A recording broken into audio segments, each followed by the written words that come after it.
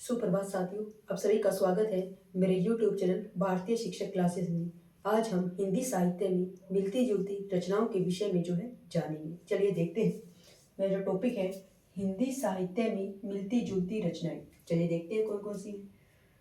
कामायनी एक पुनर्विचार आलोचना है और किसने लिखी है? मुक्ति बोध ने लिखा है इसको। फिर है कामायनी एक पुनर्मूल्यांकन, ये भी आलोचना है और राम स्वरूप चतुर्वेदी ने इसको लिखा है। देखिए, ये कामायनी एक पुनर्विचार है और यहाँ पर कामायनी एक पुनर्मूल्यांकन है। तो आपको याद रखना है, अगर एक पुनर्विचार की बात आए तो मुक्तिबोध ने लिखा है, अगर एक पुनर्मूल्यांकन लिखा हो तो राम स्वरूप चतुर्वेदी ने लिखा है।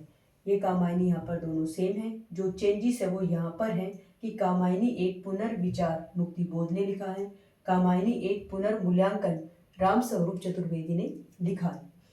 फिर बात करते हैं एक पत्नी के नोट्स, ममता कालिया ने लिखा है। एक पति के नोट्स महेंद्र भल्ला ने लिखा है। अब देखिए, यहाँ पर पत्नी है और यहाँ पर पति है। पत्नी, एक पत्नी के नोट्स किसने लिखा है? ममता कालिया ने लिखा है। और एक पति के नोट्स किसने लिखा है? महेंद्र भल्ला ने लिखा है। अब बात करते हैं पेरिस के नोट्स किसने लिखा है? राम कुमार वर्मा ने लिखा है।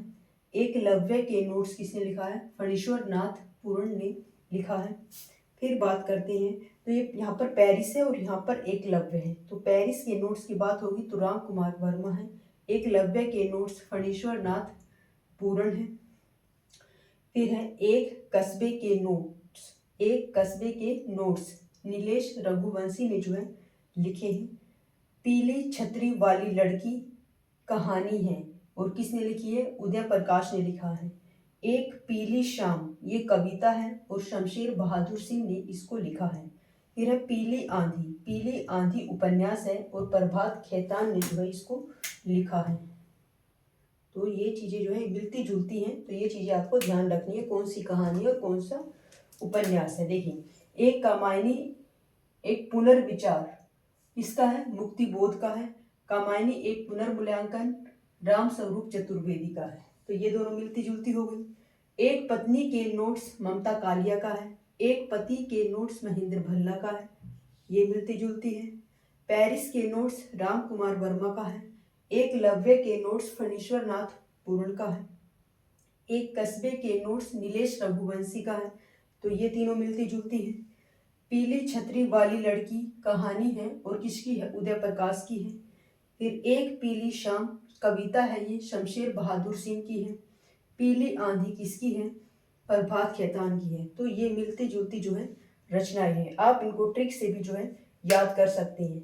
जैसे कि कामायनी एक पुनर्विचार है और किसकी है? मुक्ति बोध का है। यानी मुक्ति के लिए हमें क्या करना चाहिए? विचार करना चाहिए। तो इस तरीके से आप ट्रिक से याद कर सकते हैं। फिर आता है कामायनी एक पुनर्मूल्यांकन है और राम स्वरूप चतुर्वेदी है। हमें राम के स्वरूप का क्या करना चाहिए? मूल्यांकन करना चाहिए। तो इस ट्रिक से आप इसको याद रख सकते हैं। एक पत्नी के नोट्स किसके हैं? ममता कालिया का है। ममता कालिया क्या है?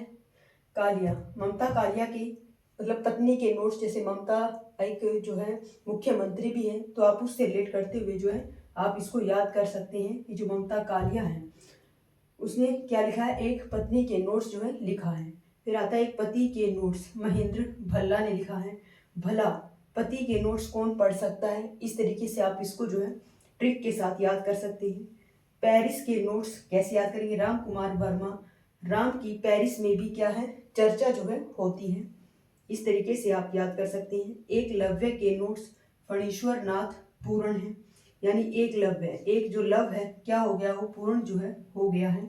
तो फणीश्वर नाथ पूर्ण, इस तरीके से आप इसको याद कर सकते हैं। एक कस्बे के नोट्स नीलेश रघुवंशी हैं, इसको याद रख कर सकते हैं कि जो रघुवंशी हैं वे कस्बे तक पहुंच चुके हैं। ठीक है, इस ट्रिक से आप याद कर सकते हैं। पीली छतरी वाली लड़की कहानी है और उदय प्रकाश की है।